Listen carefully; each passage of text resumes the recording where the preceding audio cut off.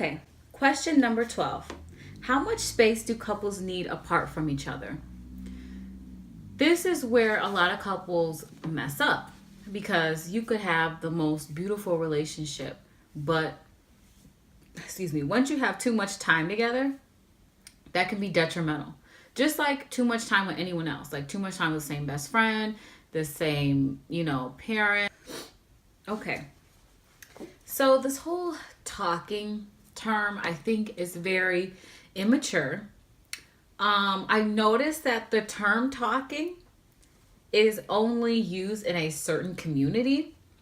Like you never see it being mentioned on TV, in movies. You know what I mean? Like, I just feel like that's a really immature way of saying dating. As an adult, you're dating. You're going on a date, you're getting to know each other, you're talking on the phone, you're texting. That's dating. There really is no other word for it but dating. For those of you that don't know what talking is, people use the term talking meaning like they're getting to know someone. So they might even use that term meaning before dating, but you're still getting to know someone. I guess people think of it as like, I'm talking to someone that comes before dating. I have to know if I want to spend my precious time on getting to know them from talking to dating, which means going on dates and doing a little bit more. I just think it's a really immature term because you never hear single older adults that are like in their 30s or 40s like, oh, I'm talking to someone. No, you're just dating them. You're getting to know someone. You could just say you're getting to know someone. So I just feel like talking is a term. I really haven't heard that word being used in such a long time. Like I used it in high school and maybe in the beginning of college, like in 2012. Yeah, I'm old. But I don't really hear that anymore because I just really think we outgrew it. If you're still using the term talking, please get with the times because nobody uses that. Nobody that's worth your while is going to use that term. So, the 14th question or little phrase, posting or not, keeping the relationship private. I know a lot of couples like have this issue where posting your significant other means something. What woman wouldn't want to get posted by their significant other? You're showing them off. You're showing people what you're proud to have. And everybody does it. Celebrities do it. Everybody posts their significant other. But I would say know the difference between posting them or not posting them. Okay. I would just say know the difference between hiding someone and keeping the relationship private. Because you could keep the relationship private. That don't mean you can't post. People should know you're in a relationship. If people don't know you're in a relationship and you're in a relationship for like years, obviously that's like a little red flag there. Just because like I would want people to know I'm in a relationship because I don't want to have to keep telling people I'm in a relationship. Like, just leave me alone. I'm in a relationship. Don't try me. You know what I'm saying? So if somebody is keeping the relationship private, that's totally fine. I'm all for privacy. Because if you ever notice, like, people that be posting the most with their relationship, they're usually insecure or they feel like they have to show off to everyone that they do love their significant other. Like, that proves something, but it really doesn't prove anything. It really just means you just posting a lot more.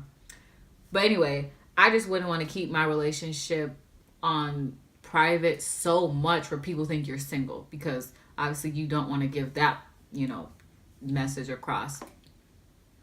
So I think posting here and there is healthy. Once in a while is healthy. Question number 15, or phrase, whatever. Having friends of the opposite sex. This gets pretty tricky and a lot of gray area for people because at this age, I will say, from teenager to early 20s, maybe even late 20s, I'll even say. Teenager to 20s, there's a lot of hormones going on and people are not mature. People think they are. They're not. You're not fully mature because a lot of people I know handle situations so immaturely. It just really shows that we're not mature enough like we think we are. So I think for people that are in between teenage and 20s, opposite sex, having friends that are opposite sex, probably not a good idea.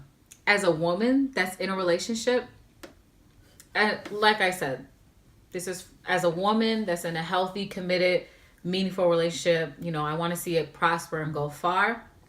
I'm not going to be friends with men that are low key on that with me. And I mean low key on that, like they have feelings for me.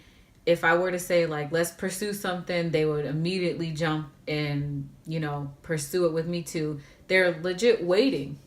Most guy friends that are friends with women at this day and age, from teenage to 20s, they're waiting for the guy to mess up so they can swoop in and, take advantage of a woman that's vulnerable. And I won't even say take advantage. I'll just say take their shot at being with this girl. So I wouldn't condone having friends of the opposite sex because I just feel like it's uncomfortable at this day and age. First date ideas. Now, the first dates are usually full of pressure because both parties are a little bit shy. They don't know what to say. So I would just say this. Do things that involve a lot of movement. So like go to the zoo, walk around. Excuse me. I wouldn't say like go to a movie or go to like a fancy dinner because that includes a lot of pressure. You have to talk the whole time. Like going to the zoo or walking around downtown, seeing the lights, going ice skating, going to an arcade, maybe an indoor arcade, or maybe even going axe throwing. Something that's requires something to take your mind off such a like stressful time. Question number 17. Why do people prefer situationships over relationships? That's a simple one because people want to be single. They want their freedom. They want their cake and eat it too. They want everything a relationship requires except for the commitment and loyalty, which is like the most important thing in a relationship. That was what makes it a relationship. So yeah, when I was single, I avoided situationships at all costs because it gets too complicated. Only one person really benefits from it and one person's feelings get hurt. I would advise, a person like myself that doesn't like situationships, how to not get in them. I would say don't involve sexual activity because that is what usually makes it turn for the worse. So that's my thoughts on that. Number 18, any advice for a person that's been single for 4+ years and is ready to date again? I would say be patient. I wouldn't necessarily go out looking for it. And that's a thing that a lot of people do. They look for another date opportunity. They look for a significant other. They're always looking like, oh, he's cute. Maybe I can. No. As a woman, no. As a woman, I would just say get so wrapped up into yourself, which I mean, do things for you, do hobbies, sports, whatever you want to do for you. Help the time pass, better yourself, whatever that means for you, how to better yourself, do it. And the right person will come along.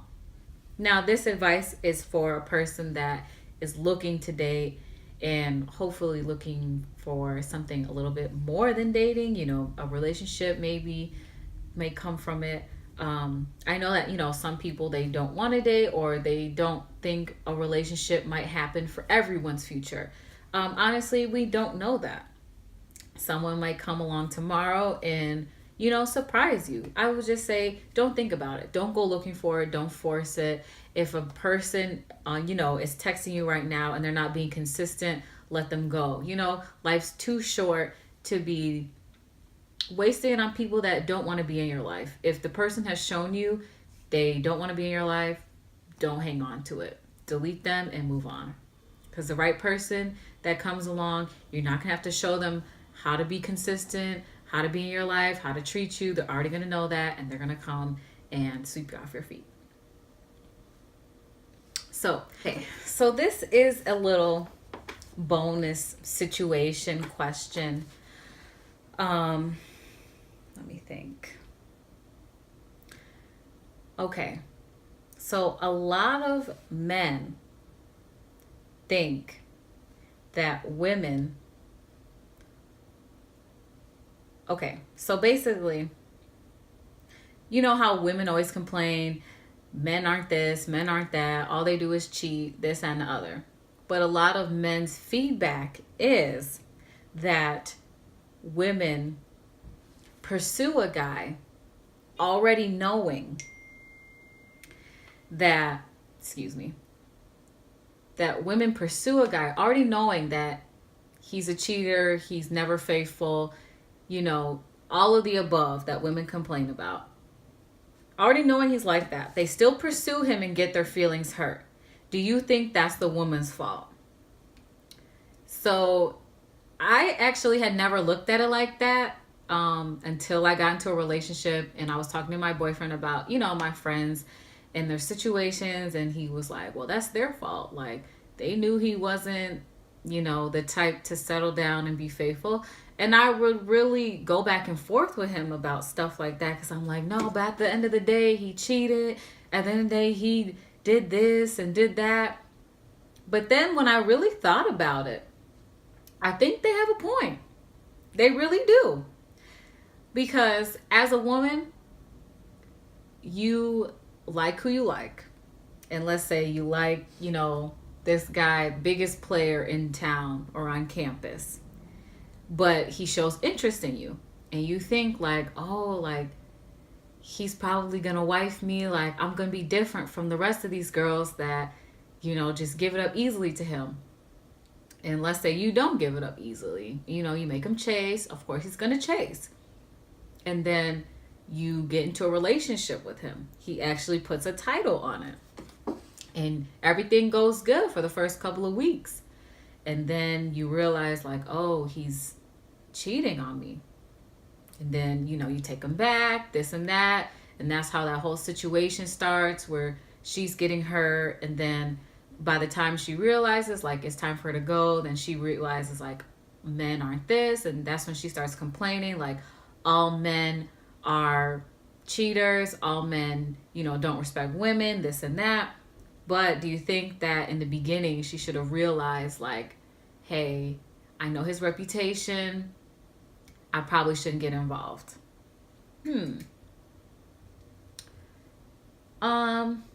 Yeah, like I said, I can definitely understand that, because there's definitely been guys that have been interested in me who have like really big reputations of being, you know, promiscuous.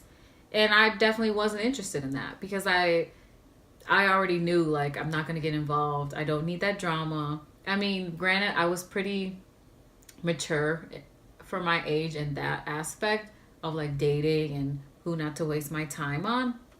But I really do believe that women should be a little bit better with choosing their partners of giving their time to, because if you already know someone is, you know, got a big,